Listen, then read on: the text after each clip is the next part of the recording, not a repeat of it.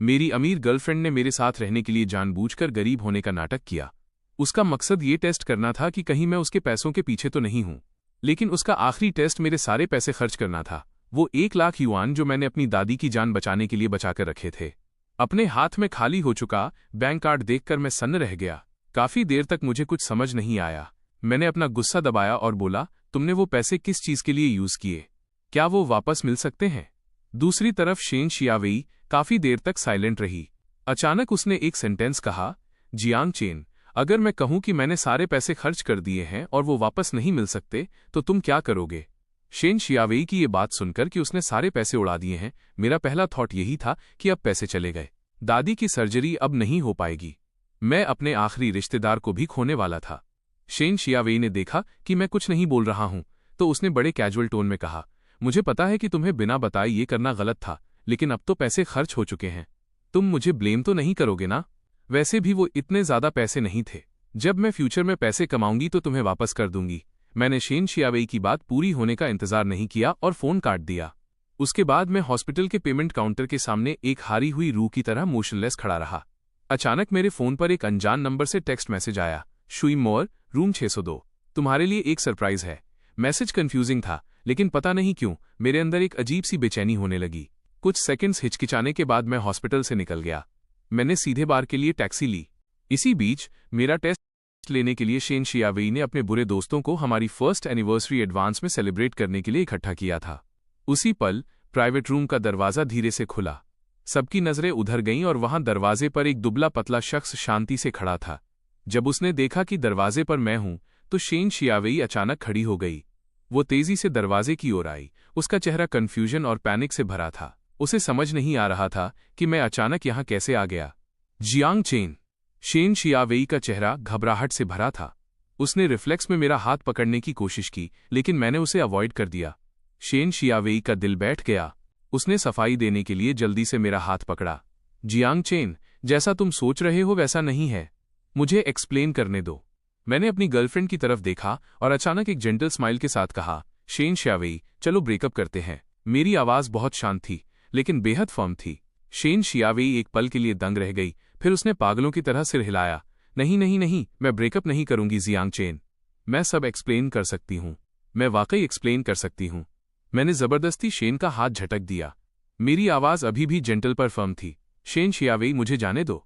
मेरी बस एक रिक्वेस्ट है, मेरे पैसे वापस कर दो। 1 साल साथ रहने के बाद शेन शियावेई जानती थी कि मैं जो कहता हूं वही करता हूं। एक बार मैंने कोई डिसीजन ले लिया तो उसे कोई नहीं बदल सकता था। अगर मैंने कह दिया कि मुझे ब्रेकअप करना है तो मैं कभी पीछे मुड़कर नहीं देखूंगा। लेकिन शेन शियावेई ब्रेकअप नहीं करना चाहती थी, क्योंकि उसने मेरे साथ हमेशा रहने के लिए बहुत कुछ झेला था। उसने मिन्नत की, जियांग चेन, मैं तुमसे भीख मांगती हूं, क्या हम ब्रेकअप न करें? मेरी नजर रूम में मौजूद हर किसी पर गई। आखिर में मेरी नजर सीन नियन पर टिकी। सीन एक कोने में बैठा था जिसे शेन शियावेई नहीं देख सकती थी। उसने मेरी तरफ एक मॉकिंग स्माइल दी, जैसे उसके होंठ कह रहे हों, तुम मेरा मुकाबला नहीं कर सकते। मैंने उसे इग्नोर किया और शेन शियावेई की तरफ देखा। मैं धीरे से बोला, ठीक है, हमें ब्रेकअप करने की जरूरत नहीं है, बस मुझे अभी 1 लाख युआन दे दो। मुझे सिर्फ वो 1 लाख चाहिए। शेन शियावेई का एक्सप्रेशन थोड़ा परेशान सा हो गया। उसने अपने होंठ चबाए। जियांग चेन, क्या तुम कल तक का वेट कर सकते हो? कल मैं तुम्हें जितने चाहे उतने पैसे दे सकती हूं, प्लीज। मैंने उसकी तरफ डिसअपॉइंटेड होकर देखा और कमजोरी भरी आवाज में कहा, शेन शियावेई, मुझे बस मेरे बैंक कार्ड के पैसे चाहिए। मुझे मेरे पैसे वापस दे दो। शेन शियावेई ने फिर भी आगे बढ़कर मुझे पकड़ने की कोशिश की, लेकिन उसी वक्त मेरा फोन बज उठा। जैसे ही मैंने कॉलर आईडी देखी, मैंने बिना सोचे फोन उठा लिया। दूसरी तरफ से क्या कहा गया पता नहीं, लेकिन मेरा चेहरा तुरंत पीला पड़ गया। मैं जाने के लिए मुड़ा, पर शेन शियावेई ने मेरी कलाई पकड़ ली। वो बुरी तरह गिड़गिड़ाई, जियांग चेन, मैं ब्रेकअप नहीं करूंगी। कल तक रुक जाओ, मैं तुम्हें जितने चाहिए उतने पैसे दे दूंगी। मैं उसकी तरफ मुड़ा और उसके चेहरे पर एक जोर का थप्पड़ जड़ दिया। शेन शियावेई, हमारे बीच सब पूरी तरह खत्म हो चुका है। इतना कहकर मैंने उसका हाथ झटक दिया और बिना पीछे देखे बाहर निकल गया। मैं बार से बाहर भागा। आधी रात हो चुकी थी, सड़कें खाली थीं और टैक्सी ना के बराबर थीं। अभी जो कॉल आया था वो हॉस्पिटल से था। डॉक्टर ने कहा कि मेरी दादी की कंडीशन खराब हो गई है और मुझे तुरंत हॉस्पिटल आने को कहा। ये खबर सुनकर मुझे लगा जैसे आसमान टूट पड़ा हो। मैं किसी भी तरह हॉस्पिटल पहुंचना चाहता था। मेरे पास शेन शियावेई के साथ अपनी सिचुएशन के बारे में सोचने का बिल्कुल भी टाइम नहीं था, लेकिन 10 मिनट से ज्यादा वेट करने के बाद भी सड़क पर एक भी गाड़ी नहीं थी। तभी दूर से एक मेबैक धीरे धीरे आती दिखी। मुझे हॉस्पिटल पहुंचने की बहुत जल्दी थी। मैंने अपने दांत भींचे और सड़क के बीचों बीच दौड़ गया। शांत सड़क पर ब्रेक लगने की एक तेज आवाज गूंजी। मैंने धीरे से अपनी आंखें खोलीं और देखा कि मेबैक मुझसे 5 सेंटीमीटर से भी कम दूरी पर रुकी थी। ये लगभग मुझे उड़ा ही देती। मेरे पास डरने का वक्त नहीं था। मैं कार की तरफ भागा और ड्राइवर की विंडो पर हाथ मारा। कार की विंडो नीचे हुई। ड्राइवर ने मुझे टेंशन वाले एक्सप्रेशन के साथ देखा और पूछा, बेटा क्या तुम ठीक हो? मैंने जवाब दिया, मैम मैं आपसे भीख मांगता हूं, क्या आप मुझे हॉस्पिटल तक राइड दे सकती हैं? ड्राइवर ने झिझकते हुए पीछे की सीट की तरफ देखा। वहां एक एलिगेंट लेडी बैठी थी। मैं समझ गया कि ड्राइवर को पीछे बैठी उस औरत की बात माननी होगी, इसलिए मैं सीधा पीछे की सीट की तरफ गया और विंडो नॉक की। मिस, क्या मैं आपको एक राइड के लिए तकलीफ दे सकता हूं? मेरी दादी की कंडीशन क्रिटिकल है। मैं हॉस्पिटल पहुंचने की जल्दी में हूं। प्लीज मेरी मदद कीजिए। ड्राइवर ने मेरी बात सुनी। उसे थोड़ा बुरा लगा। उस औरत ने धीरे से सिर हिलाया। ड्राइवर खुश हो गई और उसने जल्दी से मुझे फ्रंट सीट पर बैठने को कहा। जैसे ही मैं बैठा, मुझे एक अच्छी फ्रैग्रेंस आई। इससे मेरा परेशान मूड थोड़ा शांत हुआ। कार सड़क पर तेज रफ्तार से दौड़ने लगी। आधे घंटे बाद कार हॉस्पिटल के एंट्रेंस के सामने रुकी। मैंने जल्दी से शुक्रिया कहा। फिर मैं तुरंत कार से उतरा और सीधा ऑपरेटिंग रूम की तरफ भागा। ड्राइवर ने मुझे जाते हुए देखा। वो पीछे की सीट पर बैठी लेडी की तरफ मुड़ी और पूछा, मिस, अब हमें क्या करना चाहिए? ड्राइवर की बात पूरी होने से पहले ही उसने देखा कि पीछे बैठी लेडी ने कार का दरवाजा खोला और हॉस्पिटल के अंदर जाने लगी। ड्राइवर ने भी देर नहीं की और उसके पीछे चल दी। उन दोनों ने जल्दी ही मुझे ऑपरेटिंग रूम के दरवाजे के सामने खड़ा पाया। दादी को इमरजेंसी ऑपरेटिंग रूम में ले जाया गया था। मुझे वहां खड़े हुए ज्यादा देर नहीं हुई थी कि एक नर्स बाहर भागी आई। उसने मुझसे सर्जरी की फीस भरने को कहा। मैंने पेमेंट स्लिप को कसकर पकड़ा। मेरी उंगलियां सफेद पड़ गई थीं, लेकिन मेरे पास बिल्कुल भी पैसे नहीं थे। तभी पीछे से उस लेडी की आवाज आई, टिंग, जाओ हॉस्पिटल की फीस जमा कर दो। ड्राइवर यांग टिंग तुरंत आगे बढ़ी, मेरे हाथ से पेमेंट स्लिप ली और सीधे पेमेंट काउंटर की तरफ चली गई। मैं ब्लैंक आंखों से बाई लुओ यान को देखता रहा। मेरी आंखें थोड़ी लाल थीं। मैंने कहा, थैंक यू, मैं आपका वाकई बहुत शुक्रगुजार हूं। बाई लुओ यान के एक्सप्रेशन नहीं बदले। उसने बस अपने बैग से एक साफ हैंकरचिफ निकाला और मेरी तरफ बढ़ाया। ये कोई बड़ी बात नहीं है। मैंने रुमाल ले लिया। मेरा गला जैसे भर आया था। मुझे बहुत अनकंफर्टेबल महसूस हो रहा था। इस मोमेंट पर एक अजनबी की इस दयालुता की वजह से मेरे अंदर दबा हुआ सारा दुख फूट पड़ा। बाई लुओ यान ने मेरी तरफ देखा, लेकिन सांत्वना का एक शब्द भी नहीं कहा। वो बस शांति से मेरे बगल में खड़ी रही। यांग टिंग बहुत जल्दी वापस आ गई। उसने पहले बाई लुओ यान की तरफ देखा, फिर मुझे ढांढस बंधाने के लिए पास आई। अब और मत रो, फीस जमा कर दी गई है, तुम्हारी दादी जरूर ठीक हो जाएंगी। मेरे आंसू बूंद बूंद करके गिर रहे थे, रुकने का नाम ही नहीं ले रहे थे। ये देखकर बाई लुओ यान यांग टिंग के पास गई। दोनों ने आपस में कुछ फुसफुसाया और यांग टिंग मुस्कुराते हुए वहां से चली गई। 10 मिनट बाद यांग टिंग हाथ में एक बैग लेकर वापस आई। वो तेजी से दौड़कर आई और मेरे हाथों में गर्म मिल्क टी का कप थमाते हुए बोली, थोड़ी मिल्क टी पी लो, इससे तुम्हें अच्छा फील होगा। मैंने लाल आंखों से यांगटिंग की तरफ देखा और उसे थैंक यू कहने ही वाला था कि यांगटिंग ने कहा, ये सब मेरी बॉस ने खरीदने के लिए कहा था। मैंने वापस बाई लुओ यान की तरफ देखा और कहा, थैंक यू। मुझे नहीं पता कि आज रात मैंने कितनी बार थैंक यू कहा था। 2 घंटे बाद ऑपरेटिंग रूम के दरवाजे आखिरकार धीरे से खुले। डॉक्टर बाहर आए। मैंने नर्वस होकर उनकी तरफ देखा और पूछा, डॉक्टर, मेरी दादी कैसी हैं? डॉक्टर का चेहरा दुख से भरा था। Mister Jiang, I am sorry. हमने अपनी पूरी कोशिश की। मेरे पैर लड़खड़ा गए और मैं गिरते गिरते बचा। यांगटिंग ने तुरंत आगे बढ़कर मुझे सपोर्ट दिया। मेरे आंसू फिर से बहने लगे। डॉक्टर शायद इस सीन के आदी थे। उन्होंने हमदर्दी से कहा, बूढ़ी औरत के पास अब बहुत कम समय बचा है, आप उनसे आखिरी बार मिल लीजिए। कुछ ही देर बाद दादी को व्हीलचेयर पर बाहर लाया गया। मैं उनके पीछे पीछे वार्ड तक गया। बाई लुओ यान भी पीछे पीछे आई। यांगटिंग भी कुदरती तौर पर साथ आई, लेकिन उन दोनों में से कोई भी कमरे के अंदर नहीं गया। वे बस दरवाजे पर खड़े रहे। वार्ड में मैंने दादी का झुर्रियों वाला हाथ अपने चेहरे से लगाया।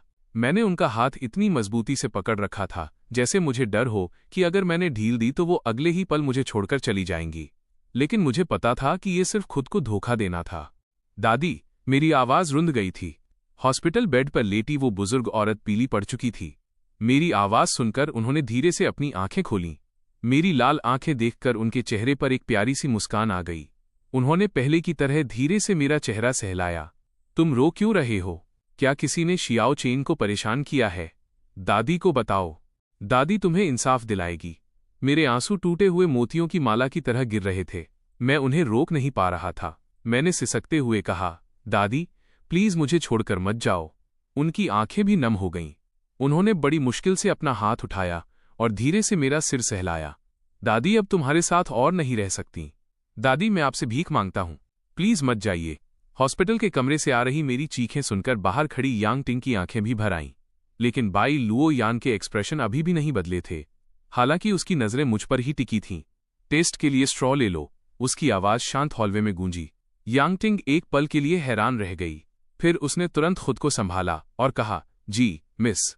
यांग टिंग ने वो मिल्क टी का कप लिया जिससे मैंने अभी पिया था और वहां से चली गई। बाई लुओ यान मुझे हॉस्पिटल रूम में ऐसे देख रही थी जैसे कुछ फुसफुसा रही हो। कमरे के अंदर मैंने अपनी दादी का हाथ मजबूती से पकड़ा हुआ था। शायद उन्हें कुछ एहसास हो गया था। उन्होंने एक ठंडी आह भरी। अगर तुम खुश नहीं हो तो ब्रेकअप कर लो। मैं बस तुम्हें खुश देखना चाहती हूं। मैं फूट फूट कर रोने लगा। मैंने उनका हाथ पकड़ लिया और कुछ देर तक रोता रहा। दादी ने ही खुद को पहले संभाला। उन्होंने अपने हाथ से मेरे आंसू पोंछे। मेरे पास अब ज्यादा वक्त नहीं है। कुछ बातें हैं जो मैं तुम्हें बताना चाहती हूं। मैं इतना ज्यादा रो रहा था कि बोल नहीं पा रहा था, फिर भी मैंने अपने आंसू रोकने की कोशिश की। कहिए दादी, मैं सुन रहा हूं। मेरे जाने के बाद तुम्हें अपना अच्छे से ख्याल रखना होगा। किसी ऐसे को ढूंढना जो तुमसे प्यार करे। किसी ऐसे का होना जिसे तुम प्यार करते हो, उससे भी ज्यादा जरूरी है। तभी मुझे शांति मिलेगी। मैंने रोते हुए सिर हिलाया। मैं पक्का एक अच्छी लाइफ जीऊंगा। मेरे बेड के नीचे एक छोटा बॉक्स है। मेरी सारी सेविंग्स उसी के अंदर हैं। तुम उसे ले लेना। इस लाइफ में मुझे जिस बात का सबसे कम पछतावा है वो ये कि तुम मुझे सड़क किनारे मिले थे। मैं बहुत खुश हूं। थैंक यू दादी। अगर आपने मुझे सहारा नहीं दिया होता तो मैं अब तक जिंदा नहीं बचता। उन्होंने धीरे से मेरा चेहरा सहलाया। उनकी धुंधली आंखों ने मुझे बार बार बड़े ध्यान से देखा और फिर धीरे धीरे बंद हो गईं। जो हाथ मुझे सहला रहा था वो भी धीरे से नीचे गिर गया। मैं एक पल के लिए जम गया, उनकी बंद आंखों को देखता रहा। मैं इतना दुखी था कि कुछ बोल नहीं पाया। आंसुओं ने मेरा विजन धुंधला कर दिया था। मैंने धीरे से अपना सिर उन पर रख दिया। मेरी आवाज अनजाने में बहुत धीमी हो गई। दादी, मैं पक्का एक अच्छी लाइफ जीऊंगा। अब आप चैन से सो जाइए। कमरे के बाहर यांग टिंग जल्दी जल्दी चलकर आई। वो कुछ बोलने ही वाली थी कि बाई लुओ यान ने उसे रोक दिया। यांग टिंग ने हॉस्पिटल रूम के अंदर देखा और तुरंत समझ गई कि क्या हुआ है। वह चुपचाप एक तरफ खड़ी हो गई। बाई लुओ यान मुझे कमरे के अंदर देख रही थी। उसकी खूबसूरत आंखों में एक अजीब सी हलचल थी। मैं बाहर आया और देखा कि वे दोनों अभी भी वहीं थीं। मुझे थोड़ी हैरानी हुई। मिस, आप अभी तक गई नहीं। क्या तुम्हें अंतिम संस्कार के खर्चों के लिए मदद चाहिए? बाई लुओ यान की आवाज ने मुझे टोक दिया।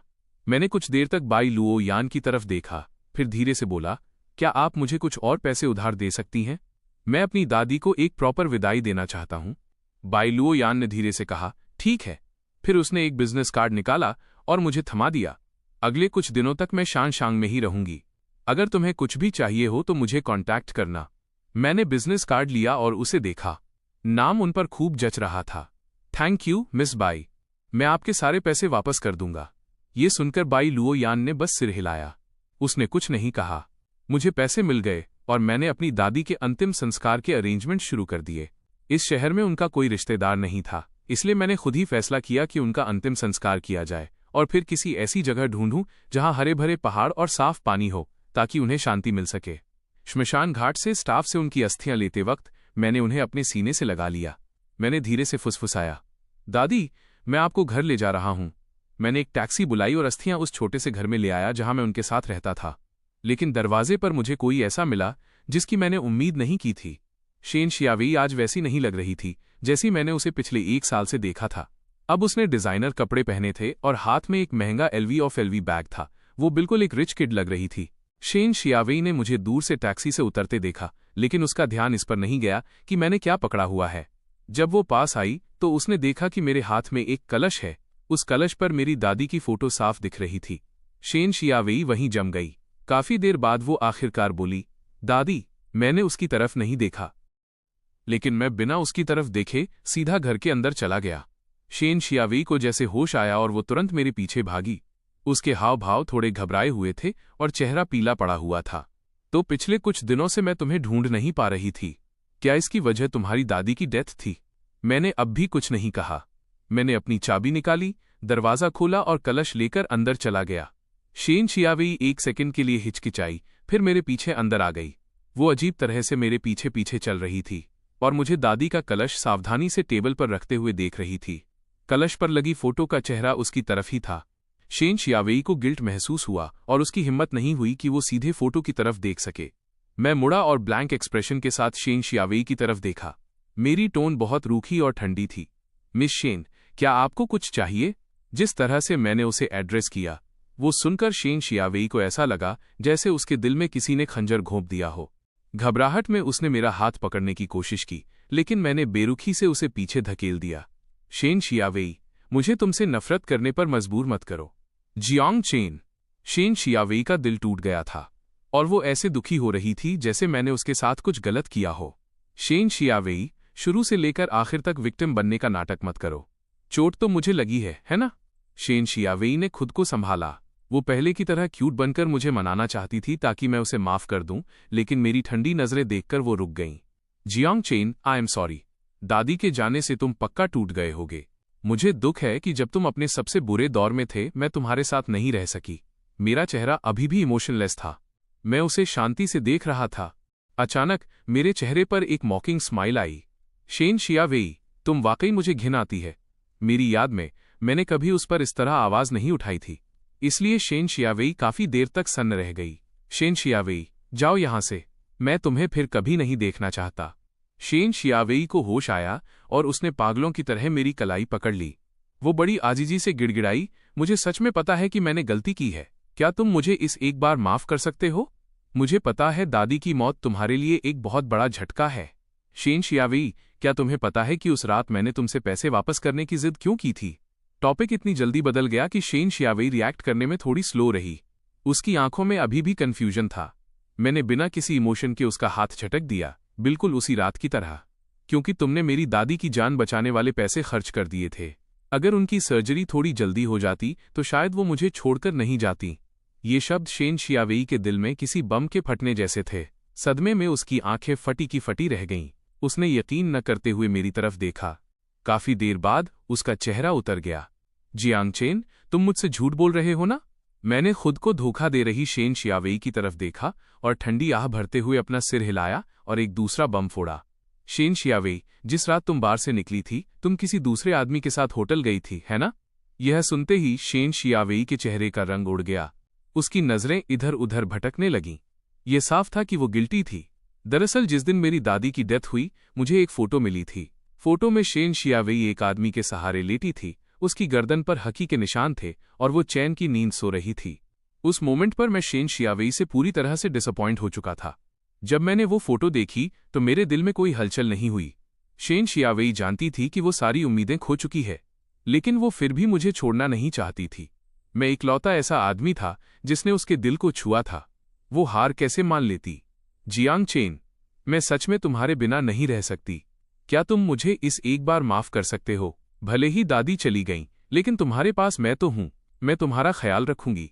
अब से मैं पक्का तुम्हारे साथ बहुत अच्छा बर्ताव करूंगी। इतना कहकर शेन शियावेई कुछ कदम आगे बढ़ी और मुझे गले लगाने के लिए हाथ बढ़ाया। मैं तुरंत साइड में हट गया। मैं भागने के लिए मुड़ा, पर शेन शियावेई ने जोर लगाकर मेरी कलाई पकड़ ली। वो मेरी बाहों में गिर गई। कई दिनों की भागदौड़ के बाद मैं अपनी लिमिट तक थक चुका था। एक पल के लिए मैं शेन शियावेई की पकड़ से खुद को छुड़ा नहीं पाया। शेन शियावेई ने मेरे होठों को अपने इतने करीब देखा। उसकी आंखों में दीवानगी थी। वो धीरे से अपने पंजों पर खड़ी हुई, मुझे किस करने के इरादे से। मुझे शेन शियावेई के इरादे का एहसास हो गया। शेन शियावेई एक पल के लिए रुकी, फिर उसकी आंखों में एक पागलपन सा छा गया। जियांग चेन, मैं तुमसे बहुत प्यार करती हूं। अगर मैं खुद को तुम्हें सौंप दूं तो तुम मुझे छोड़कर नहीं जाओगे ना? मैं टाइम पर रिएक्ट नहीं कर पाया और उसने मुझे जमीन पर धकेल दिया। अचानक दरवाजे से एक साया अंदर आया और उसने एक हाथ से शेन शियावेई को, जो मेरे ऊपर थी, खींचकर दूर फेंक दिया। इससे पहले कि शेन शियावेई कुछ समझ पाती, उसके चेहरे पर एक जोरदार थप्पड़ पड़ा। मैं सोफे से उठा। बाई लुओ यान को अचानक वहां देखकर मैं थोड़ा हैरान था। मिस बाई लुओ यान ने जबरदस्ती शेन शियावेई को जमीन पर पटक दिया। हमारे आसपास की हवा ठंडी होने लगी थी। शेन शियावेई ने अचानक आई बाई लुओ यान को देखा, फिर जिस तरह हम दोनों एक दूसरे से बात कर रहे थे उस पर गौर किया। तुरंत ही उसके सिर में खून चढ़ गया और वो बिना सोचे समझे बोल पड़ी, जियांग चेन, तो तुम मुझे छोड़ने की इतनी जल्दी में इसलिए थे क्योंकि तुम्हें कोई नई मिल गई है। ये औरत मुझसे ज्यादा अमीर है ना? शेन शियावेई एक रिच किड थी, इसलिए वो देख सकती थी कि बाई लुओ यान के कपड़े बहुत महंगे थे। मैंने गुस्से में उसकी तरफ देखा। शेन शियावेई, दफा हो जाओ यहां से। शेन को भी थोड़ा पछतावा हुआ, लेकिन बोले हुए शब्द वापस नहीं लिए जा सकते थे। उसने एक नज़र बाई लुओ यान पर डाली, फिर मेरी तरफ देखा और न चाहते हुए भी वहां से चली गई। अब घर में सिर्फ मैं और बाई लुओ यान बचे थे। हालांकि मैं शेन शियावेई से सारी उम्मीदें खो चुका था, फिर भी उसकी घटिया बातों से मेरा दिल थोड़ा दुखी था। बाई लुओ यान ने मेरी तरफ रुमाल बढ़ाया और धीरे से कहा, ऐसा क्यों है कि जब भी मैं तुम्हें देखती हूं तुम रो रहे होते हो? मैंने कोई जवाब नहीं दिया, बस रूखेपन से अपने आंसू पोंछे और कहा, अब ऐसा नहीं होगा, मैं अब कभी नहीं रोऊंगा। बाई लुओ यान ने मुझे गहराई से देखा पर कुछ कहा नहीं। उसने बस शांति से रुमाल वापस रख लिया। मैंने खुद को संभाला और बाई लुओ यान की तरफ देखा। मिस बाई, क्या आपको मुझसे कुछ काम है? बाई लुओ यान ने ज्यादा कुछ नहीं कहा, बस अपनी आंखों से दरवाजे की तरफ इशारा किया। यांगटिंग एक फाइल लेकर अंदर आई। बाई लुओ यान ने फाइल ली और सीधे मुझे पकड़ा दी। मैंने शक के साथ उसे लिया और खोला। फाइल के अंदर एक डीएनए टेस्ट रिपोर्ट थी। टेस्ट के रिजल्ट बता रहे थे कि दोनों पक्षों के बीच 99.99% ब्लड रिलेशन होने की प्रोबेबिलिटी है। इसका मतलब था कि मेरा और जिस दूसरे शख्स का टेस्ट हुआ है उनके बीच पेरेंट चाइल्ड रिलेशनशिप है। मैं ब्लैंक होकर बाई लुओ यान को देखता रहा। तो क्या आप मुझे ये बताने की कोशिश कर रही हैं कि मैं आपका खोया हुआ भाई हूं? बाई लुओ यान एक पल के लिए दंग रह गई, फिर उसके होठों पर एक खूबसूरत मुस्कान आई। उस पल मुझे ऐसा लगा जैसे मेरी आंखों के सामने हजारों फूल खिल गए हों। मैंने कभी उम्मीद नहीं की थी कि ये ठंडी और रॉयल दिखने वाली लड़की मुस्कुराते हुए इतनी खूबसूरत लगेगी, लेकिन वो खूबसूरती बस एक पल के लिए थी। बाई लुओ यान ने तुरंत अपनी मुस्कान समेटी, पर उसकी भौहें थोड़ी नरम पड़ गईं। सटीक रूप से कहूं तो तुम मेरी बेस्ट फ्रेंड के खोए हुए छोटे भाई हो। मेरा परिवार और तुम्हारा परिवार पुराने पारिवारिक दोस्त हैं। अच्छा, मैं समझ गया। बाई लुओ यान और मेरी सगी बहन बेस्ट फ्रेंड्स हैं, इसलिए वो बस उन्हें ढूंढने में मदद कर रही थी। लेकिन उसे ये कैसे पता चला कि मैं ही उसकी बेस्ट फ्रेंड का सगा भाई हूं? बाई लुओ यान ने मेरे चेहरे की तरफ देखा। तुम मेरी आंटी के युवा दिनों की याद दिलाते हो, तुम बिल्कुल उनके जैसे दिखते हो, इसलिए मैंने अंदाजा लगाया कि शायद तुम ही मेरी बेस्ट फ्रेंड की फैमिली के वो खोए हुए बेटे हो। मैंने अपने हाथ में थामी फाइल को देखा। एक पल के लिए इस बात को हजम करना थोड़ा मुश्किल था कि मुझे मेरे जन्म देने वाले पेरेंट्स मिल गए हैं। मेरा रिएक्शन देखकर बाई लुओ यान ने धीरे से माफी मांगी। जैसे ही डीएनए टेस्ट के रिजल्ट आए, मैंने तुम्हारी फैमिली को ये खबर दे दी थी। वे अब रास्ते में ही होंगे। वे शायद कल तुमसे मिलने आ जाएंगे। ये सुनकर कि मेरे असली पेरेंट्स आ रहे हैं, ये कहना झूठ होगा कि मेरा दिल बिल्कुल नहीं पसीजा।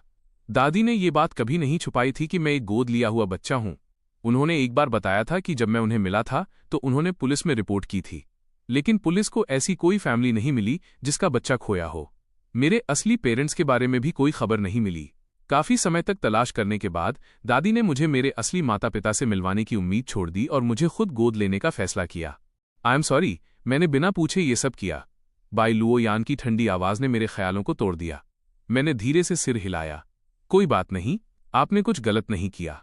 बाई लुओ यान ने आगे पूछा, तो क्या तुम उनसे मिलना चाहते हो? मैं एक पल के लिए खामोश रहा और फिर धीरे से सिर हिलाया। मुझे नहीं पता। दादी का अभी देहांत हुआ है।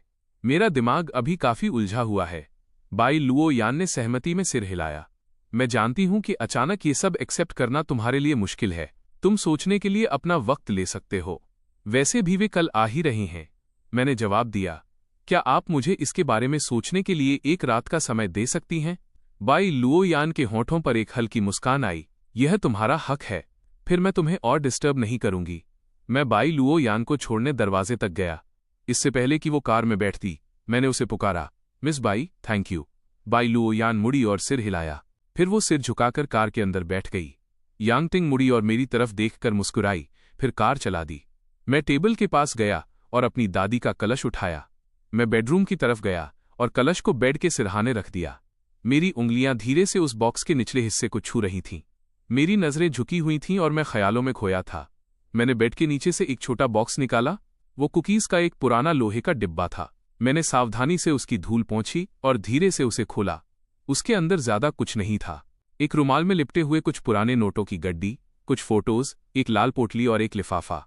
इन चीजों को देखकर मेरी आंखों में अपने आप आंसू आ गए। मैंने फोटोज उठाईं। ये मेरी और मेरी दादी की साथ वाली चंद तस्वीरों में से एक थी। फोटो में दादी का चेहरा बहुत प्यारा लग रहा था और मैं खुशी से मुस्कुरा रहा था। मेरी उंगली फोटो में उनके चेहरे को सहलाने लगी। एक आंसू फोटो पर गिर गया। देखते ही देखते और भी आंसू गिरने लगे। मैंने उन्हें पोंछा और फोटो को संभाल कर रखने से पहले उसे अच्छे से साफ किया। मैंने फिर से लिफाफा उठाया। दादी अनपढ़ थीं, वो शायद लिख नहीं सकती थीं। फिर इस बॉक्स में लेटर क्यों था? मैंने धीरे से लिफाफा खोला। अंदर वाकई एक लेटर था। दादी ने अपने जीते जी किसी लिखने वाले से अपने लिए यह लेटर लिखवाया था। लेटर में दादी ने लिखा था कि उन्हें पता था कि वो ज्यादा समय तक मेरे साथ नहीं रह पाएंगी। उन्हें उम्मीद थी कि उनके जाने के बाद मैं उस लाल पोटली में रखी चीजों का इस्तेमाल करके अपने असली पेरेंट्स को ढूंढ लूंगा। दादी ने लेटर में उस साल की डिटेल्स भी लिखी थीं कि मैं उन्हें कैसे मिला था और उस वक्त मेरे पास जो भी चीजें थीं वे सब उस बॉक्स में रखी थीं। लेटर पढ़ने के बाद मैंने लाल पोटली उठाई और उसे खोला। पोटली के अंदर एक लॉन्जेविटी लॉक था। वो बहुत ही खूबसूरती से बनाया गया था। जब दादी ने मुझे पाया था तब वो लॉक मेरे गले में था और उसके पीछे एक नाम खुदा हुआ था। इत्तेफाक से दादी का सरनेम भी जियांग था, इसलिए उन्होंने मेरा नाम जियांग चेन रखा। अगले दिन मैंने एक फैसला किया। चूंकि दादी चाहती थी कि मैं अपने असली माता पिता को ढूंढूं और उनसे मिलूं तो मैं उनकी बात मानूंगा। क्या मेरे असली पेरेंट्स जल्द ही नहीं आने वाले थे? तो मैं उनसे मिलने जाऊंगा। लेकिन मैंने ये भी साफ तौर पर सोच लिया था, जब तक मेरे असली पेरेंट्स मुझे अपनाने की थोड़ी सी भी इच्छा नहीं दिखाएंगे, मैं उनके साथ वापस नहीं जाऊंगा। मैं उन रिश्तेदारों के साथ घर जाने के बजाय अकेले रहना पसंद करूंगा जो मुझे एक्सेप्ट नहीं करते। अगले दिन दोपहर को मैं बाहर जाने ही वाला था कि किसी ने दरवाज़ा खटखटाया। मैंने दरवाज़ा खोला और देखा कि बाहर कई लोग खड़े हैं। उनमें एक मिडिल एज कपल था जिनके चेहरे मुझे बहुत जाने पहचाने लगे, खासकर वो माँ जो थोड़ी थोड़ी मेरी तरह दिखती थीं। जैसे ही उन्होंने मुझे देखा वे आगे बढ़ीं और मुझे कसकर गले लगा लिया। माँ ने आखिरकार तुम्हें ढूंढ लिया। मेरा शरीर एक पल के लिए अकड़ गया। अनजाने में किसी अजनबी के फिजिकल कांटेक्ट को रिजेक्ट कर रहा था, लेकिन मेरे कान में माँ के रोने की आवाज़ ने मुझे थोड़ा इमोशनल कर दिया। मेरा इरादा उन्हें पीछे धकेलने का था, लेकिन मैं हिचकिचाया और मैंने कुछ नहीं किया। मिसेस जियांग और भी फूट फूट कर रोने लगीं। उनके गर्म आंसू मेरे कंधे को भिगो रहे थे। मैंने हिचकिचाते हुए अपना हाथ उठाया और धीरे से उनकी पीठ थपथपाई। अब और मत रोइए। उस एक सेंटेंस ने मिसेस जियांग को और भी जोर से रुला दिया। उनके बगल में खड़े मिस्टर जियांग की आंखें भी लाल थीं, लेकिन वे मिसेस जियांग की तुलना में थोड़े शांत थे। मेरी अनकंफर्टेबल स्थिति को भांपते हुए मिस्टर जियांग ने एक कदम आगे बढ़ाया और मिसेस जियांग को अपने पास खींच लिया। ठीक है, तुम हमारे प्यारे बेटे को डरा रही हो। ये सुनकर मिसेस जियांग ने तुरंत अपने आंसू पोंछे। हाँ, सही कह रहे हो, हमें अपने बेटे को डराना नहीं चाहिए। तभी मुझे याद आया कि सबको अंदर बुलाना है। फिर मैं पानी उबालने के लिए किचन में गया। मिस्टर जियांग और बाकी सब उस छोटे से घर के अंदर आए और वहां का सादा माहौल देखने लगे। मिसेस जियांग के आंसू फिर से निकल आए। वो छोटा घर भले ही पुराना था, पर साफ सुथरा रखा गया था। ये साफ था कि उनके बेटे को ये सारी मुश्किलें नहीं झेलनी चाहिए थीं। जियांग फैमिली के हर सदस्य के दिल में एक ही बात चल रही थी। इस बार पूरी जियांग फैमिली आई थी, मिस्टर जियांग, मिसेस जियांग और उनके 2 बच्चे। ये सुनकर कि उनका बरसों पहले खोया हुआ छोटा भाई मिल गया है, मेरे सगे भाई जियांग यांग और मेरी सगी बहन जियांग वानू दोनों अपना काम छोड़कर पेरेंट्स के साथ बेचांग आ गए थे। अभी जब दरवाज़ा खुला था तो दोनों भाई बहन ने मेरा चेहरा देखा और कंफर्म कर लिया कि उनके सामने खड़ा ये नौजवान वाकई जियांग फैमिली का खोया हुआ खजाना है, क्योंकि मेरा चेहरा और मिसेस जियांग का जवानी का चेहरा बिल्कुल एक जैसा था। इसके अलावा बाई लुओ यान की डीएनए रिपोर्ट से सब कुछ पहले ही तय हो चुका था। अब जिस जगह उनका छोटा भाई इतने सालों से रह रहा था उसे देखकर दोनों भाई बहन को अपने इस मिले हुए भाई के लिए दुख होने लगा। किचन में मैं काफी देर तक केतली को ब्लैंक होकर देखता रहा। हालांकि मैंने अपने असली माता पिता से मिलने के लिए खुद को मेंटली तैयार कर लिया था, लेकिन जब वे वाकई मेरे सामने खड़े थे तो मुझे एक अजीब सी बेचैनी और एंग्जाइटी महसूस हो रही थी। मेरे घर में आमतौर पर इतने मेहमान नहीं आते थे। मेरे पास पूरा टी सेट नहीं था, इसलिए मैंने कैबिनेट में छानबीन करके कुछ कप ढूंढे। चाय बनाने के बाद मैं बाहर आया। मिसेस जियांग ने मुझे बाहर आते देखा और तुरंत मेरी तरफ लपकी। जियांग यांग बहुत समझदार था। उसने आगे बढ़कर मेरे हाथ से ट्रे ले ली। लाओ, मुझे दो। इस बीच मिसेस जियांग ने मुझे पकड़कर घर के इकलौते छोटे सोफे पर बिठा दिया। बाकी सब ने बड़ी समझदारी से अपने बैठने के लिए कुर्सियां ढूंढ लीं। किसी के भी चेहरे पर उस जगह की हालत देखकर नफरत का भाव नहीं था, बल्कि उनकी आंखों में मेरे लिए बहुत दर्द था। मैंने झिझकते हुए अपनी नाक छुई। आई एम सॉरी, मेरा घर बहुत छोटा है। मिसेज जियांग ने जब मेरा ये फॉर्मल और दूरियों वाला बर्ताव देखा तो उनकी आंखें फिर से भर आईं। ये माँ की गलती है कि मैंने तुम्हारा ख्याल नहीं रखा और तुम्हें इतनी मुसीबतें झेलनी पड़ी। मैंने देखा कि मिसेज जियांग फिर से रोने वाली हैं तो मुझे भी दुख हुआ। शायद ये माँ बेटे का गहरा रिश्ता ही था। मैंने हाथ बढ़ाकर धीरे से उनकी पीठ थपथपाई। माँ, अब और मत रोइए। उस एक शब्द माँ ने मिसेज जियांग को रुलाना भुला दिया। उन्होंने बड़े खुश होकर मेरी तरफ देखा। जियांग चेन, तुम मुझे माँ बुलाने के लिए तैयार हो। आसपास खड़े जियांग फैमिली के बाकी मेंबर्स भी बहुत खुश थे। मिस्टर जियांग को भी अब और किसी बात की परवाह नहीं थी। वो मेरे बगल में बैठ गए और अपनी तरफ इशारा करते हुए बोले, मैं डैड हूं। मिस्टर जियांग की उम्मीद भरी आंखों को देखकर मेरा दिल उन्हें मना करने का नहीं हुआ, इसलिए मैंने भी पुकारा, डैड। मिस्टर जियांग एक हट्टे कट्टे इंसान थे, पर मुझे डैड कहते सुन उनकी आंखें भी नम हो गईं। उन्होंने अपना चेहरा घुमाकर अपने आंसू पोंछे। जियांग यांग बड़ी शालीनता से मुस्कुराया, मैं तुम्हारा बड़ा भाई हूं। जियांग वानरू भी धीरे से मुस्कुराई, मैं तुम्हारी बड़ी बहन हूं। मैंने अपने भाई बहन की तरफ देखा जो मेरे साथ इतने प्यार से पेश आ रहे थे, और मेरे चेहरे पर एक सच्ची मुस्कान आ गई। मिसेज जियांग ने देखा कि मैंने उन्हें कितनी जल्दी अपना लिया है तो उन्होंने खुशी खुशी मुझे गले लगाना चाहा, पर अचानक कुछ सोचकर वो हिचकिचाईं। ये देखकर मैंने खुद आगे बढ़कर उन्हें गले लगा लिया। उनके आंसू बाढ़ की तरह बहने लगे और वो मुझे पकड़कर सिसकने लगीं। हमारे बगल में खड़े जियांग यांग को देखा तो वो भी सीधा रो ही रहा था। जियांग वानरू ये सब देखकर अपनी पलकें झपका रही थीं। उसने मुड़कर देखा कि बाई लुओ यान शुरू से आखिर तक शांति से एक तरफ खड़ी थी और सोफे पर बैठे मुझे ही देख रही थी। हालांकि उसके एक्सप्रेशन बहुत हल्के थे, पर यह साफ दिख रहा था कि वो अपनी बेस्ट फ्रेंड जियांग वानरू के लिए इमोशनल थी, जिसे उसका खोया हुआ छोटा भाई मिल गया था। लुओ यान, तुम्हारा बहुत बहुत शुक्रिया, इस बार जियांग वानरू ने बड़ी ईमानदारी से कहा। बाई लुओ यान ने अपनी नजरें हटाईं और अचानक उसके कंधे को 2 बार थपथपाया। थोड़ी देर रोने के बाद मिसेज जियांग ने मेरा हाथ मजबूती से थाम लिया और पिछले 20 सालों की मेरी लाइफ के बारे में डिटेल में पूछने लगी। मैंने कुछ नहीं छुपाया। मैंने उन्हें बताया कि कैसे दादी ने मुझे ढूंढा और फिर कितनी मुश्किलों से मेरा पालन पोषण किया। मैंने सिर्फ अच्छी बातें बताईं, दुख वाली नहीं, और दादी के साथ बिताए उन सालों को बड़े हल्के फुल्के अंदाज में सुनाया। लेकिन हकीकत में मेरे बिना कहे भी जियांग फैमिली जानती थी कि इतने सालों तक मैं और दादी एक दूसरे के सहारे थे और लाइफ पक्का आसान नहीं रही होगी। उन्हें डर था कि शायद मैं अपनी ये नई पहचान तुरंत एक्सेप्ट न कर पाऊं, इसलिए उन्होंने इस बारे में ज्यादा बात नहीं की। जियांग फैमिली अभी भी दादी जियांग की बहुत शुक्रगुजार थी कि उन्होंने मुझे बचाया। उन्होंने ही मुझे नई जिंदगी दी और मेरी परवरिश बहुत अच्छे से की थी। मिस्टर जियांग ने इमोशनल होकर कहा, वाकई हम पर उस बुजुर्ग औरत का बहुत बड़ा कर्ज है। मुझे दादी की याद आई और मेरा दिल फिर से भारी होने लगा। ये देखकर मिसेज जियांग ने मेरी पीठ थपथपाई। दुखी मत हो, हम उनके लिए सबसे अच्छी दफन जगह ब्यूरियल प्लॉट ढूंढेंगे। ये सुनकर मैं थोड़ा हैरान और खुश हुआ। सच में? मिसेज जियांग ने सिर हिलाया और आगे बोली, अब तुम माँ, डैड और अपने भाई बहन के साथ कैपिटल वापस चलो। ठीक है, मैं अपने असली पेरेंट्स के साथ जाने के लिए तैयार था, क्योंकि अब मुझे पता था कि वे मुझे घर ले जाने के लिए कितने उतावले हैं। मैंने अब जियांग फैमिली के साथ जाने से मना नहीं किया, क्योंकि इस जगह पर अब ऐसा कोई इंसान या चीज नहीं बची थी जिससे मैं जुड़ा रहूं। हाँ, मैं आप सबके साथ घर चलूंगा। मेरी हाँ सुनते ही जियांग फैमिली की खुशी का ठिकाना नहीं रहा। जियांग वानरू ने तुरंत अपना फोन निकाला और अरेंजमेंट्स करने लगी। मिसेज जियांग और जियांग यांग ने मेरा सामान पैक करने में मदद की। पैकिंग के दौरान मेरा फोन लगातार बज रहा था। मैंने बस एक नज़र डाली और उसे साइलेंट कर दिया। मैंने इस जगह को छोड़ने से पहले अपना नंबर बदलने का प्लान बनाया था, ताकि यहाँ के लोगों और यादों को आखिरी विदाई दे सकूं।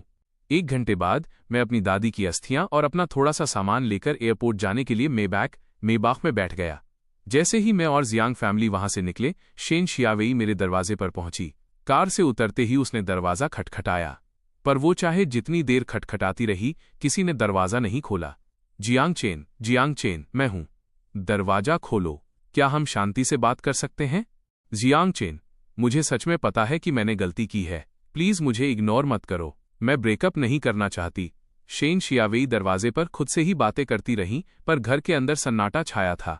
सोंग जिनियन भी थोड़ी देर बाद वहां पहुंच गया। शेन शियावेई का मेरे लिए ये पागलपन वाला प्यार देखकर उसने धीरे से अपने होंठ चबाए। दिल ही दिल में वो मुझसे इस हद तक जल रहा था कि पागल हो जाए, पर चेहरे पर उसे अभी भी वही दयालु और उदार लुक बनाए रखना था। आसमान में बिजली कड़की और तुरंत ही तेज बारिश होने लगी। शेन शियावेई पूरी तरह भीग गई।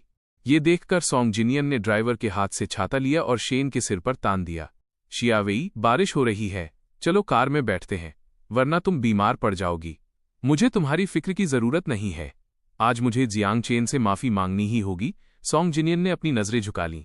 शेन शियावेई मैं बस। शेन शियावेई मुड़ी और उसे घूरते हुए बोली, क्या तुम्हें समझ नहीं आता? अगर तुम नहीं होते तो जियांग चेन मुझे छोड़कर नहीं जाता। ये सब तुम्हारी वजह से हुआ है, सब तुम्हारी वजह से। लेकिन शेन शियावेई, मैं तुम्हारा मंगेतर फियांस हूं, हम दोनों की शादी होने वाली है। शेन शियावेई को अचानक जैसे किसी बात ने ट्रिगर कर दिया। वो मुड़ी, उसकी आंखें खून जैसी लाल थीं और वो सोंग जिनियन को घूरने लगी। मैं तुमसे कभी शादी नहीं करूंगी। सोंग जिनियन शेन शियावेई के इस रूप को देखकर डर गया।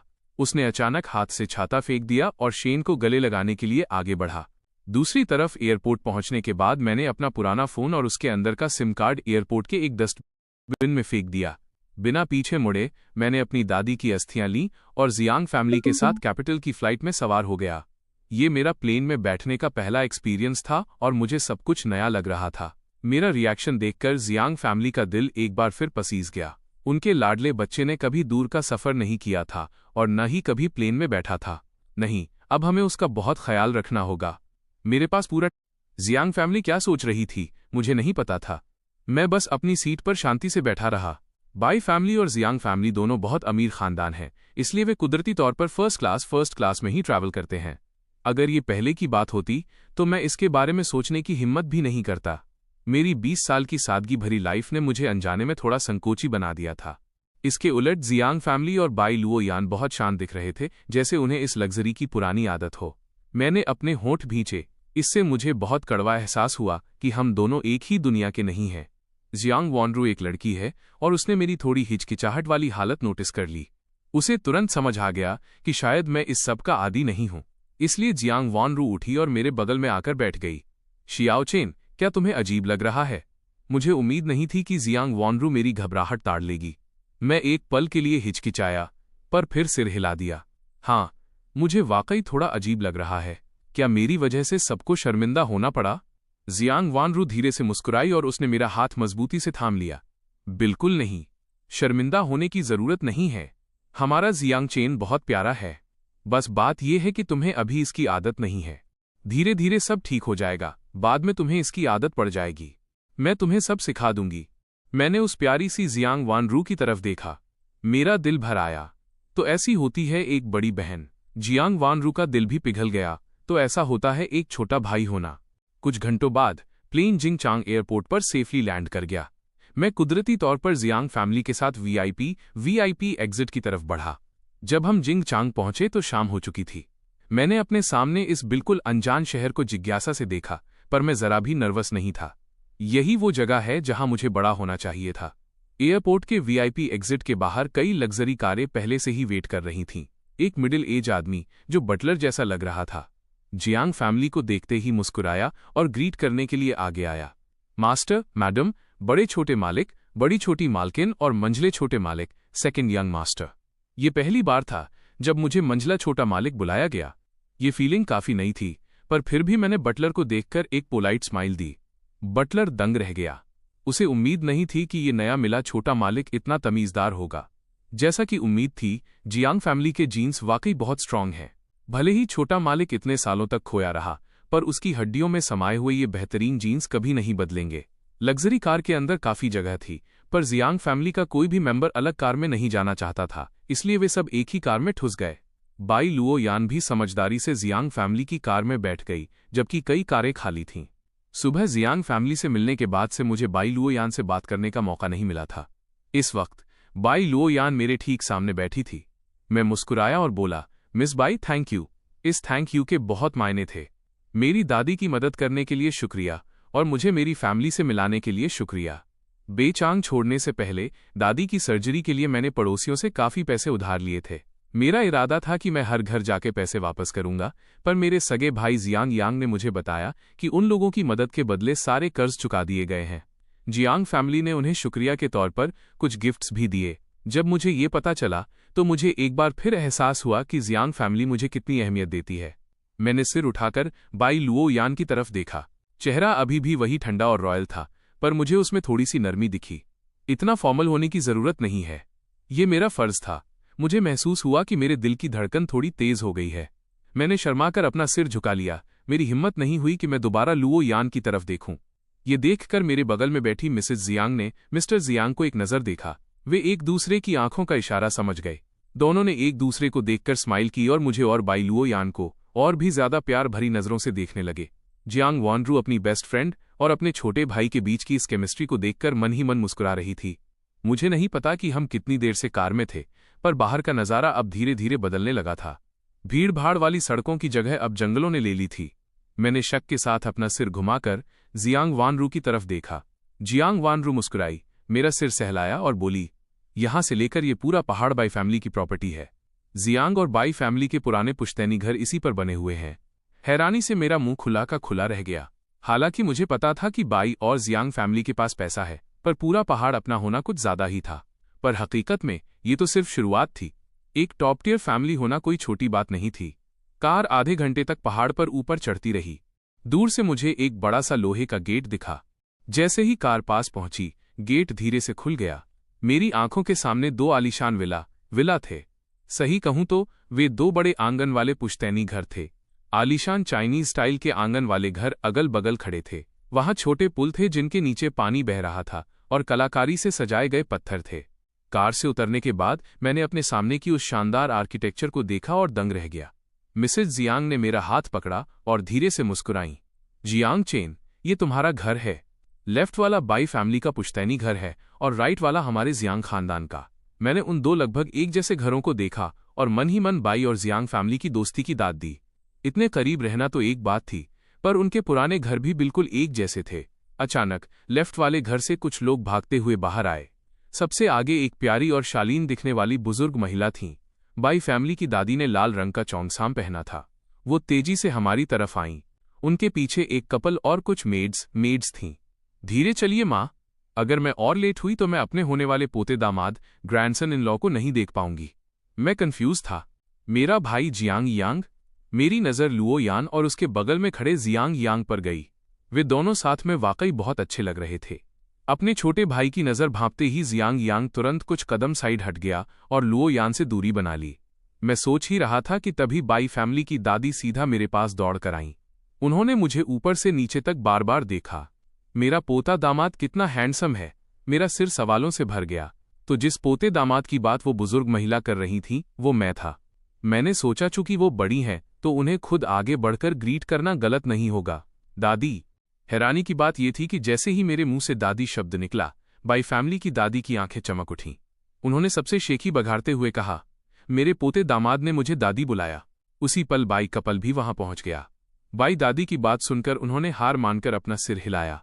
मैं इस नज़ारे को देखकर सन्न था। अब ये क्या सिचुएशन है? क्या मेरा बचपन से ही कोई अरेंज मैरिज तय है?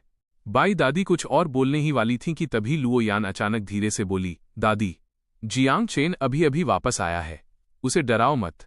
बाई फैमिली की दादी ने अपनी पोती की तरफ देखा, फिर अपने पोते दामाद की तरफ।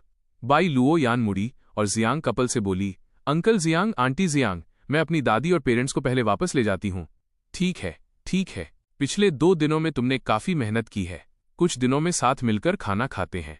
इतना कहकर लुओ यान मुड़ी और अपनी दादी का हाथ थामकर बाई कपल के साथ चली गई। बेचारे मिस्टर और मिसेस बाई को अपने दामाद से एक शब्द भी बोलने का मौका नहीं मिला और उनकी बेटी उन्हें जबरदस्ती वहां से ले गई। मिसेस जियांग मेरा हाथ पकड़कर राइट साइड वाले घर की तरफ ले गईं। दूर से ही मैंने देखा कि मेन गेट पर लोगों की 2 कतारें खड़ी थीं।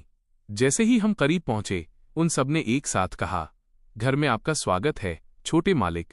मैं इस नज़ारे से थोड़ा चौंक गया। फिर संभलने के बाद मैं थोड़ा इमोशनल हो गया। इस मोमेंट पर मुझे वाकई एहसास हुआ कि मैं घर आ गया हूं। मिस्टर और मिसेस जियांग ने मेरा एक एक हाथ पकड़ा और घर के अंदर ले गए। जियांग यांग और जियांग वानरू हमारे पीछे पीछे अंदर आए। बटलर ने पहले ही लेट नाइट मील, रात का खाना तैयार कर रखा था और बस जियांग फैमिली के लौटने का इंतजार था। मैंने जियांग हाउस में कदम रखा। मेरे आसपास की हर चीज बिल्कुल अनजान थी, पर हर कोने से लग्जरी झलक रही थी। जैसा सोचा था, अमीरों की जिंदगी वाकई अलग होती है। यहां तक कि डाइनिंग टेबल भी बहुत बड़ा था। हालांकि उन्होंने जानबूझकर कोई छानबीन नहीं की थी, फिर भी मिसेज जियांग ने पहले ही मेरी पसंद नापसंद के बारे में पूछ लिया था, ताकि मेट्स ने जो खाना तैयार किया था वो सब मेरी पसंद का हो। खाना खाने के बाद मिसेज जियांग एक्साइटेड होकर मुझे मेरे रूम में ले गईं। जियांग कपल का रूम 2nd फ्लोर पर था, जबकि हम तीनों भाई बहनों के कमरे 3rd फ्लोर पर अरेंज किए गए थे। उनमें से मेरा कमरा 3rd फ्लोर पर सबसे अच्छी लाइटिंग वाला था। मिसेज जियांग ने दरवाज़ा खोला। कमरे का लेआउट देखते ही मेरी आंखों में चमक आ गई। जियांग चेन, मुझे तुम्हारी पसंद नहीं पता थी, इसलिए मैंने अपनी मर्जी से ये रूम अरेंज कर दिया है। अगर तुम्हें कुछ भी पसंद ना आए तो बस कह देना, मैं तुरंत किसी से इसे बदलवा दूंगी। जिस छोटे घर में मैं बड़ा हुआ था उसके मुकाबले मेरे पास रहने के लिए कोई खास डिमांड्स नहीं थीं। ये जगह तो ज़रूरत से ज़्यादा कंफर्टेबल थी, और उस रूम की वो बड़ी फ्लोर टू सीलिंग विंडो, अर्श से फर्श तक वाली खिड़की तो कमाल की थी। बाहर कदम रखते ही पूरे पहाड़ का खूबसूरत नज़ारा दिखता था। मम्मी, कुछ भी बदलने की ज़रूरत नहीं है, मुझे ये बहुत पसंद आया। ये जगह मेरे पुराने घर से कहीं ज़्यादा बेहतर है। ये सुनकर मिसेस जियांग की आंखें फिर से भर आईं। ऐसा लग रहा था कि जब से वो मुझसे मिली हैं बस आंसू ही बहा रही हैं। मुझे थोड़ा दुख हुआ और मैंने उनका हाथ थाम लिया। मैं लोगों को चुप कराने में बहुत अच्छा नहीं हूं। मम्मी, दुखी मत होइए, अब मैं आपके पास वापस आ गया हूं। मिसेस जियांग ने रोना बंद किया और मुस्कुरा दी। उन्होंने अपने आंसू पोंछे। मेरा जियांग चेन सही कह रहा है, तुम वापस आ गए हो, तुम मेरे पास वापस आ गए हो जियांग चेन। अब से मम्मी तुम्हारा दोगुना ख्याल रखेंगी। माँ बेटे ने थोड़ी देर और बातें की और फिर मिसेस जियांग न चाहते हुए भी वहां से चली गईं। उनके जाने के बाद मैंने उस बिल्कुल नए माहौल को देखा और अपने नए कमरे का एक छोटा सा टूर लेने का फैसला किया। मेरा नया रूम बहुत बड़ा था, यहाँ तक कि उस छोटे घर से भी बड़ा जिसमें मैं और दादी रहते थे। आसपास घूमकर मुझे एहसास हुआ कि यहाँ की लग्जरी मेरी इमेजिनेशन से भी परे थी। फिर मैंने कमरे की बाकी जगह देखी और पाया कि मेरा रूम बगल वाले एक और रूम से कनेक्टेड था। वो एक स्टडी पढ़ने का कमरा था जिसे क्लासिकल स्टाइल में सजाया गया था। मुझे ऐसा लगा जैसे मैं टाइम ट्रेवल करके पीछे चला गया हूँ। स्टडी में किताबों से भरी दो बहुत ऊंची और बड़ी अलमारियां थीं। वहां भी एक बड़ी फ्लोर टू सीलिंग विंडो थी। उसे खोलते ही एक लंबा हवा में लटका हुआ गलियारा, सस्पेंडेड कॉरिडोर दिखा। उस लंबे गलियारे का दूसरा सिरा भी एक कमरे से जुड़ा था। मुझे जिज्ञासा हुई तो मैं दबे पांव उस गलियारे पर चल पड़ा। बिल्कुल वैसी ही एक स्टडी की विंडो के सामने खड़ा होकर मैंने अंदर झांका। अंदर बिल्कुल अंधेरा था। मैं एक पल के लिए हिचकिचाया। मैंने उसे धीरे से धक्का दिया और पाया कि दरवाज़ा खुला था। मैंने हैंडल घुमाया और दरवाज़ा खोला। ठीक उसी वक्त कमरे के दूसरे छोर से किसी और ने भी दरवाज़ा खोला। लाइट्स जल उठीं। बाई लुओ यान और मैं दोनों बाथरोब पहने हुए एक दूसरे को साफ देख रहे थे। हम दोनों अभी अभी शावर लेकर निकले थे। हम दोनों ही सन्न रह गए। फिर मेरी नज़रें अनजाने में लुओ यान की गोरी छाती पर पड़ गईं, जो बाथरोब की वजह से थोड़ी खुली हुई थी। लुओ यान ने एक पल की हैरानी के बाद खुद को संभाला। मुझे अपनी छाती की तरफ घूरते देख उसके होठों पर एक हल्की मुस्कान आई। क्या ये सुंदर है? सॉरी। मैंने झटके से लुओ यान की स्टडी का दरवाज़ा बंद कर दिया। मैं पागलों की तरह उस लंबे गलियारे से वापस अपने स्टडी में भागा और दरवाज़ा बंद कर लिया। मैं दरवाजे से सटकर जोर जोर से सांस लेने लगा, पर मेरे दिमाग में बाथरोब पहने लुओ यान की इमेज बार बार घूम रही थी। मेरे गाल जलने लगे।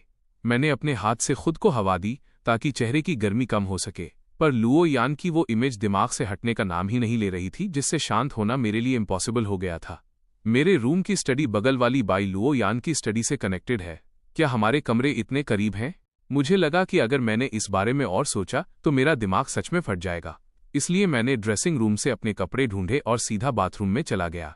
बाहर आने के बाद मैं सावधानी से उस बड़े बेड पर लेट गया। बेड की चादरें शायद अभी धुली और सुखाई गई थीं, क्योंकि उनमें से न सिर्फ ताजगी की महक आ रही थी बल्कि धूप की खुशबू भी थी। पहले मुझे लगा कि इस नए माहौल में मैं सुबह तक सो नहीं पाऊंगा, पर पता नहीं क्यों, शायद बहुत थकान की वजह से या उस बेड के कंफर्ट की वजह से लेटते ही मुझे गहरी नींद आ गई। सपने में मुझे मेरी दादी दिखीं। वो थोड़ी दूर खड़ी होकर मुझे प्यार से देख रही थीं। मैं उनकी तरफ भागा और उनके गले लग गया। दादी, मुझे आपकी बहुत याद आती है। उन्होंने प्यार से मेरी पीठ थपथपाई। अच्छा बच्चा, अब मैं चैन से जा सकती हूँ। जब उन्होंने कहा कि वो जाना चाहती हैं तो मैंने उन्हें और कसकर पकड़ लिया। काफी देर बाद मैंने ना चाहते हुए भी उन्हें जाने दिया। मैंने उन्हें एक प्यारी सी मुस्कान दी। दादी, आप अपनी अगली जिंदगी में बहुत खुश रहना। उन्होंने सिर हिलाया। उनकी आकृति धीरे धीरे रोशनी की बूंदों में बदल गई और मेरी आंखों के सामने से गायब हो गई। मैंने हाथ बढ़ाया, कुछ पकड़ना चाहा, पर हाथ में कुछ नहीं आया। अगले दिन सुबह सुबह मेड्स को रसोई से बर्तनों के खटकने की आवाज आई। वे एक दूसरे को देखने लगीं और जल्दी से किचन में गईं। उन्होंने देखा कि जो मंझला छोटा मालिक कल ही घर लौटा था वो अब एप्रन पहनकर खाना बना रहा है। आवाज सुनकर मैंने अपना सिर घुमाया और मुस्कुराया। मेरी बात सुनकर मेड्स वहीं सन्न रह गईं। होश में आते ही वे तुरंत आगे बढ़ीं और मेरे हाथ से पलटा स्पैचुला छीन लिया। मंझले छोटे मालिक, आप इतनी जल्दी क्यों उठ गए?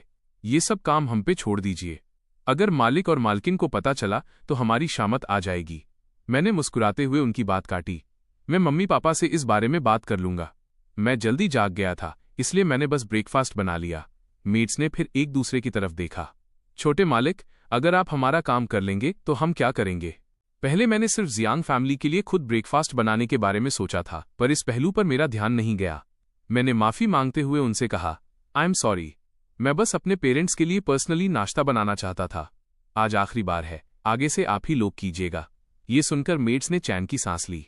मुझे वाकई थोड़ी शर्मिंदगी महसूस हुई, ऐसा लगा जैसे मैंने किसी की रोजी रोटी ही छीन ली हो। मिसेस जियांग जब सोकर उठीं तो सबसे पहले मेरे कमरे में आईं, पर काफी देर खटखटाने के बाद भी अंदर से कोई आवाज नहीं आई। उन्हें लगा मैं अभी सो रहा हूं।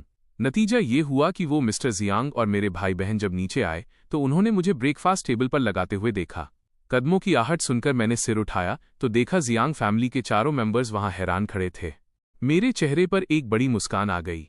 मम्मी, पापा, भाई, दीदी, मैंने ब्रेकफास्ट बना लिया है, आइए खाइए। वे चारों होश में आए और जल्दी से नीचे आकर डाइनिंग टेबल के पास खड़े हो गए। टेबल पर चाइनीज और वेस्टर्न दोनों तरह का ब्रेकफास्ट था। जियांग वानरू ने अपनी पलकें झपकाते हुए पूछा, जियांग चेन, क्या ये सब तुमने बनाया है? मैंने शर्माते हुए सिर हिलाया, पर क्रेडिट लेने का मेरा कोई इरादा नहीं था। मैं जल्दी उठ गया था तो बस थोड़ा बहुत बना लिया। आप सब टेस्ट करके बताइए कि कैसा लगा। चाहे उन्हें पसंद आए या ना आए, जियांग फैमिली नाश्ता तो पूरा खत्म करने ही वाली थी। मिसेज जियांग ने बड़े दुख के साथ मेरा हाथ थामा। मेरे बच्चे, तुम इतनी जल्दी नाश्ता बनाने के लिए उठ गए? मैंने सिर हिलाया, फिर अचानक कुछ याद आने पर जल्दी से बोला, बस सुबह नींद नहीं आ रही थी, इसलिए उठकर नाश्ता बना लिया। अब से मेड्स ही ये सब संभालेंगी, मैं थोड़ा ज्यादा देर तक सो सकता हूँ। मिस्टर और मिसेज जियांग समझ गए कि मैं इसलिए ऐसा कह रहा हूं ताकि वे मेड्स को काम में लापरवाही के लिए डांटे नहीं। ये सुनकर मिसेज जियांग ने भी राहत की सांस ली। साथ रहने का तरीका अभी धीरे धीरे तालमेल में आएगा। मिस्टर जियांग ने आगे बढ़कर माँ बेटे दोनों को गले लगाया और हमें टेबल पर बैठने के लिए इशारा किया। चलो जल्दी से अपने बेटे के हाथ का बना खाना चखते हैं, ठंडा हो गया तो अच्छा नहीं लगेगा। मिसेज जियांग मुस्कुराईं। ठीक है, मैं टेस्ट करती हूँ। टेबल पर रखा ये नाश्ता मैंने अपने हाथों से बनाया था, इसलिए भले ही ये टेस्टी न होता वे इसे पूरा खाते। वैसे भी मेरी कुकिंग स्किल्स वाकई बुरी नहीं थीं। नाश्ता सादा था, पर फ्लेवर घर के शेफ से कम नहीं था। सुबह नाश्ता बनाते वक्त मैंने घर की आंटी से जियांग फैमिली की पसंद के बारे में पूछ लिया था और सबकी पसंद के हिसाब से ये स्पेशल ब्रेकफास्ट तैयार किया था। जब चारों ने नाश्ता चखा तो सबके चेहरे पर सेटिस्फेक्शन साफ दिख रहा था। मिस्टर जियांग खाते हुए तारीफ करने लगे, हमारे जियांग चेन की कुकिंग स्किल्स तो कमाल की हैं, बिल्कुल घर के शेफ जैसी। मिसेज जियांग ने भी सुर में सुर मिलाया, वाकई बहुत टेस्टी है। बड़े भाई के चेहरे पर हैरानी थी। छोटे भाई, क्या तुमने पहले कभी ये सीखा है? अपनी फैमिली को खुशी खुशी खाते देख मुझे भी बहुत सुकून मिला। हाई स्कूल की गर्मियों की छुट्टियों में मैं एक ब्रेकफास्ट डाइनर नाश्ते की दुकान में पार्ट टाइम काम करता था। वहां का नाश्ता बहुत फेमस था। हर दिन सूरज निकलने से पहले ही वहां लंबी लाइन लग जाती थी।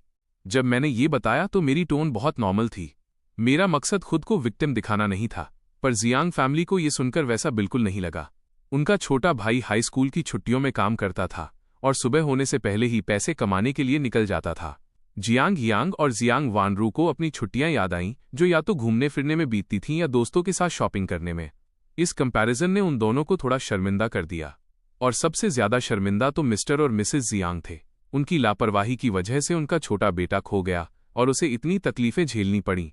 मिस्टर जियांग और जियांग यांग वाकई बाप बेटे थे। मैंने देखा कि दोनों ने एक साथ अपनी जेब से एक एक ब्लैक कार्ड निकाला और सीधा मेरे हाथों में थमा दिया। बेटा, इसे रखो, जो मन करे वो खरीदो, बस खुलकर खर्च करो। मेरे बड़े भाई ने भी अपना ब्लैक कार्ड बढ़ा दिया। छोटे भाई, ले लो, जो चाहे खरीदो, बस बिंदास खर्च करो। मैं अपने हाथ में उन 2 ब्लैक कार्ड्स को ब्लैंक होकर देखता रहा। होश में आने में मुझे काफी वक्त लगा। जियांग वानरू ने रिएक्ट करने में थोड़ी देर कर दी और वो अपने बैग से कार्ड निकालने ही वाली थी कि मैंने उसे रोक दिया। दीदी, आप मत निकालिए। जियांग वानरू ने मुंह फुला लिया। उसे खुद पर गुस्सा आ रहा था कि वो पापा और भाई जितनी जल्दी रिएक्ट क्यों नहीं कर पाई। मैंने वे दोनों ब्लैक कार्ड्स उनकी तरफ वापस बढ़ा दिए। आप लोग ये कार्ड्स वापस रख लीजिए। उस मोमेंट पर जियांग फैमिली के सबके चेहरे उदास हो गए। वे अपने बेटे के लिए कुछ करना चाहते थे, पर उन्हें पता नहीं था कि मुझे क्या पसंद है, इसलिए उन्होंने सोचा कि सीधे पैसे दे देते हैं ताकि मैं अपनी पसंद की चीजें खरीद सकूं। आखिर जियांग फैमिली के पास पैसे की कोई कमी नहीं थी। अगर मैं बेतहाशा खर्च भी करता तो भी उन्हें फर्क नहीं पड़ता, पर मेरा कार्ड्स रिजेक्ट करना पापा और बड़े भाई का दिल तोड़ गया। मिसेस जियांग अपने पति और बेटे के मन की बात समझ गईं। उन्होंने वे दोनों ब्लैक कार्ड्स लिए और दोबारा मेरे सामने रख दिए। तुम्हारे पापा और भाई बस इसकी भरपाई करना चाहते हैं, इसे बिना किसी झिझक के एक्सेप्ट कर लो। मैंने मम्मी की तरफ देखा, फिर पापा और भाई के उदास चेहरों की तरफ और आखिरकार कार्ड्स ले लिए। वैसे भी मेरे पास पैसे खर्च करने की ज्यादा जगह नहीं थी। अगर उन्हें खुशी मिलती है तो कार्ड्स रखने में क्या हर्ज है। तभी मेन गेट से कुछ लोग अंदर आए। ये बाई फैमिली के चारों मेंबर्स थे। दरअसल बाई फैमिली की एक और बेटी भी है, पर वो अभी पढ़ाई के लिए विदेश में है और वापस नहीं आ पाई। बाई दादी के पहुंचने से पहले ही उनकी आवाज आ गई, पोते दामाद, दादी तुमसे मिलने आई है। जियांग फैमिली के सब लोग उनके स्वागत के लिए खड़े हो गए। बाई दादी ने टेबल पर नाश्ता सजा देखा तो हैरानी से पूछा, छोटे जियांग, क्या तुम्हारी फैमिली ने ब्रेकफास्ट शेफ बदल दिया है? मिस्टर जियांग ने बड़े गर्व से मेरी तरफ देखा। यह जियांग चेन है जो सुबह जल्दी उठकर यह सब बना रहा था। बाई दादी, क्या आपने? जैसे ही बाई फैमिली की मुखिया दादी ने सुना कि उनके पोते दामाद ने नाश्ता बनाया है, वो तुरंत टेबल पर बैठ गईं और चॉपस्टिक्स उठाकर खाने लगीं। ये देखकर मैं बोल पड़ा, दादी बाई प्लीज 1 मिनट रुकिए। बाई दादी की चॉपस्टिक्स हवा में ही रुक गईं। सबने देखा कि मैं तेजी से किचन में भागा और कुछ हल्की फुल्की डिशेज, लाइटर डिशेज बाहर ले आया। मैंने वो नाश्ता उनके सामने रखा। सबकी नजरें खुद पर देख मैं थोड़ा शर्मा गया। मैंने सुना था कि शायद बाई दादी आ रही हैं, इसलिए मैंने स्पेशली आपके लिए ये हल्का नाश्ता बनाया है। बुजुर्गों के लिए सुबह हल्का खाना ही बेहतर होता है। बाई और जियांग फैमिली का हर सदस्य जानता था कि बाई दादी को चटपटा और तेज मसालेदार खाना पसंद है और उन्हें फीका या हल्का खाना सबसे ज्यादा नापसंद था। लुओयान कुछ बोलने ही वाली थी कि उसने देखा बाई दादी ने बड़े चाव से वो हल्का नाश्ता उठाया और खाने लगीं। उनके चेहरे पर नापसंदगी या मजबूरी का एक भी निशान नहीं था। इस बार सब वाकई हैरान थे। बाई दादी मुझे देखकर मुस्कुराते हुए खा रही थीं। मेरा पोता दामाद ही मेरा सबसे ज्यादा ख्याल रखता है। बाई कपल ने बेबसी से एक दूसरे को देखा। क्या वे अपनी माँ का ख्याल नहीं रखते थे? उन्होंने कितनी बार उन्हें हल्का खाना खाने की सलाह दी थी, पर क्या दादी ने कभी उनकी सुनी? और यहाँ मैंने बस एक बार कहा और दादी ने उसे खुशी खुशी खा लिया। वाकई अलग अलग लोगों के साथ बर्ताव भी अलग होता है। मिस्टर जियांग मुस्कुराए और उन्होंने बाई फैमिली को बैठने के लिए कहा। दरअसल मैंने बाकी तीनों के लिए भी अलग से नाश्ता तैयार किया था। एक ही मील से मैंने बाई फैमिली का दिल जीत लिया था। जब मैं लुओयान के पास नाश्ता लेकर गया तो मुझे अचानक कल रात वाला वो ऑकवर्ड इंसिडेंट याद आ गया और मेरे गाल तुरंत लाल हो गए। पर बाई लुओयान ने ऐसे रिएक्ट किया जैसे कुछ हुआ ही न हो। अपने सामने नाश्ता और ब्लैक कॉफी का कप देखकर उसकी गहरी आंखों में एक चमक आ गई। थैंक यू, उसकी साफ और मीठी आवाज मेरे कान में गूंजी। मेरे दिल की धड़कन एक पल के लिए रुक गई। Mention not, your welcome. सबने हम दोनों के बीच की ये केमिस्ट्री देखी और एक दूसरे को जानकार नजरों से देखा। डाइनिंग टेबल पर दोनों फैमिलीज बहुत खुश और मिलनसार थीं। बातचीत बहुत अच्छी चल रही थी। मैं बहुत ज्यादा बोलने वाला इंसान नहीं हूं, इसलिए मैं बस शांति से एक तरफ बैठकर सुनता रहा। खाने के बाद अचानक मेरे बगल से एक सुरीली आवाज आई, बाहर टहलने चलें? जैसे ही मैंने सिर उठाया, लुओयान पहले से ही मेरे बगल में खड़ी थी। वो बस शांति से मुझे देख रही थी। ये सुनकर मिसेस जियांग और मिसेस बाई मुस्कुराईं और हम दोनों को देखने लगीं। टहलना तो अच्छी बात है। दोनों मम्मी की बात सुनकर मुझे लगा कि अगर अब मैंने लुओयान का ऑफर ठुकराया तो ये ठीक नहीं होगा। इसलिए मैं खड़ा हो गया और उसके पीछे लिविंग रूम से बाहर निकल आया। मिसेस जियांग और मिसेस बाई ने उन दोनों को जाते देखा और एक साथ सेटिस्फैक्शन के साथ मुस्कुरा दी। मिसेस बाई धीरे से हंसी। लगता है दोनों बच्चे एक दूसरे को नापसंद नहीं करते। मिसेस जियांग के चेहरे पर भी एक्साइटमेंट था। अगर वाकई उनकी बात बन जाए तो कितना अच्छा होगा। आंगन में मैंने उन करीने से सजाई गई क्यारियों को देखा और महसूस किया कि ऐसे माहौल में टहलने से मेरा मूड काफी बदल गया है। बाई लुओयान जियांग हाउस के पत्थरों वाले रास्ते पर मेरे बगल में खामोशी से चल रही थी। मुझे लगा कि बिना कुछ बोले बस ऐसे ही चलते रहना थोड़ा अजीब है, इसलिए मैं सोचने लगा कि क्या बात की जाए। पर मैं और लुओयान करीब नहीं थे और मुझे समझ नहीं आ रहा था कि उससे क्या बात करूं। अचानक लुओयान बोली, जियांग शेन। इतने अपनेपन से पुकारा जाना मुझे थोड़ा अजीब लगा, पर लुओयान बहुत कैजुअल लग रही थी। उसने अपने सुर्ख होंठों से धीरे से कहा, तुम्हें पता है ना कि हमारी फैमिलीज पीढ़ियों से दोस्त हैं? मैंने सिर हिलाया। हाँ, मुझे पता है। तभी लुओयान ने कहा, तो क्या तुम्हें पता है कि जब तुम पैदा हुए थे तभी से तुम्हारी मेरे साथ बचपन की मंगनी, चाइल्डहुड बिट्रोथल तय हो चुकी थी? मैं हैरानी से लुओयान की तरफ मुड़ा और ब्लैंक होकर अपनी पलकें झपकाने लगा। मुझे एक पल के लिए समझ ही नहीं आया कि क्या रिएक्ट करूं। मुझे वाकई इस बारे में कुछ नहीं पता था। चाहे मेरे मम्मी पापा हों या मेरे भाई बहन, किसी ने मुझे ये बात नहीं बताई थी। शायद उन्हें अभी तक मौका ही नहीं मिला था। पर कल बाई दादी का बर्ताव देखकर और जिस तरह वो मुझे बार बार पोता दामाद बुला रही थीं, मैंने थोड़ा अंदाजा तो लगा लिया था। बस मैं अब तक उस ख्याल को इग्नोर कर रहा था। अब जब बाई लुओ यान ने इतनी सफाई से ये बात छेड़ दी थी तो मुझे लगा कि मैं अब अनजान बनने का नाटक नहीं कर सकता। अमीर खानदानों में बचपन की मंगनी होना एक बहुत ही नॉर्मल बात है। दोनों परिवारों के बड़े एक दूसरे को जानते हैं और उनके बीच बहुत करीबी रिश्ता है। अपने बच्चों को और भी करीब लाना उनके लिए एक बहुत ही साधारण सोच है।